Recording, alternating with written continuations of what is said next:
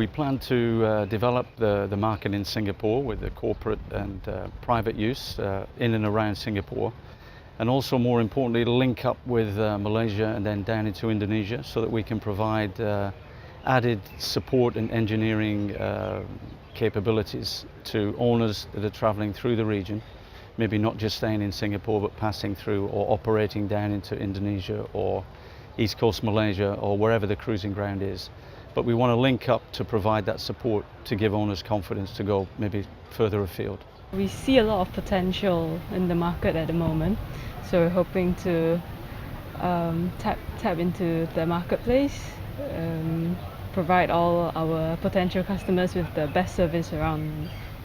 It all started in around 1994 when the company purchased the first Princess 66 back at that time. And we had a lot of our friends and our business colleagues who at the same time, were aware of Princess, from their time in the UK or from the time in Europe. And, we have been selling a few of those boats to mainly our friends and people that we knew. And from what started as a small group of people who liked the idea of going boating, mainly at that time for diving, for actually going away on a boat with family and friends, it has over the years grown into a business that's now covered the charter side of the market, people who are using it as corporate tools and things like that as well, but also in line with the developments of Princess Yacht, the brand themselves. They're now covering extensive range from 39 feet through to super yacht sizes up to 130 feet with new facilities in Plymouth as well. And that has grown, in parallel with how Thailand and Phuket in particular has grown with tourism and with better infrastructure in general as well. And no, we've been pleased with the development over the recent few years, and having been involved, certainly for the last 17 years with Princess in the country. We are seeing pretty much all the new models now in the area, and I guess as Alan and Shilin has just said, I suppose the area is more than just Phuket or Thailand alone. It is a cruising ground that covers Malaysia down to Singapore, perhaps down to Indonesia as well.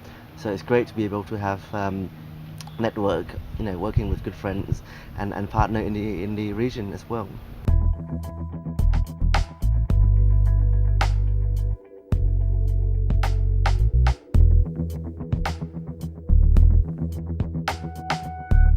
Singapore is quite an unusual market. It's a city-state. It's a city-state that's grown on corporate strength and financial and political stability. So it's quite attractive for Chinese companies, Indian companies, many foreign companies to provide their regional base for operations outside of Singapore. So we get, most of our clients are expats or corporate groups. The expats stay for a few years, they move on, they buy the boat, they sell the boat, but they want to entertain with the family. Corporate groups are looking for corporate entertainment. They use the yacht very much for that purpose.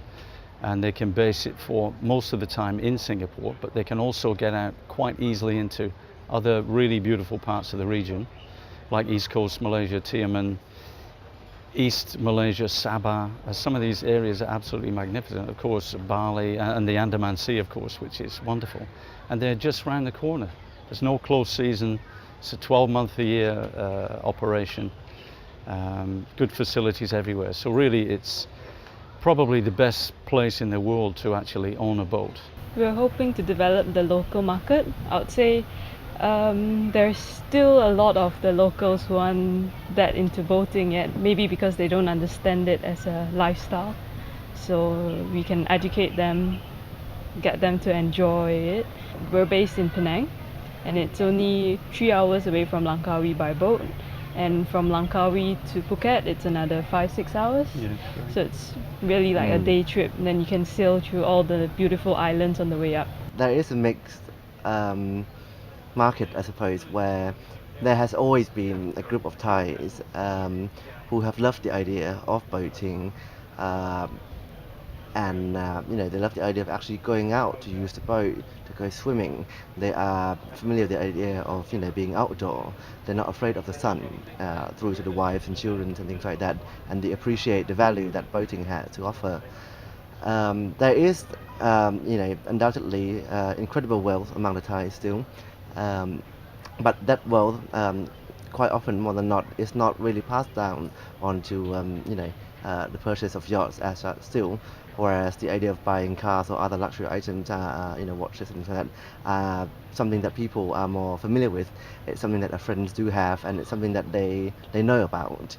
I think it's a matter of time. Princess, I think, traditionally has been a fairly conservative design progression based on sound engineering and good hull design. Beautiful, good-looking yachts, great seakeeping abilities. Yep, very classic looking. It is a balance between great design, stylish, beautiful finish, but also sound engineering, good quality base, through to looking after customers.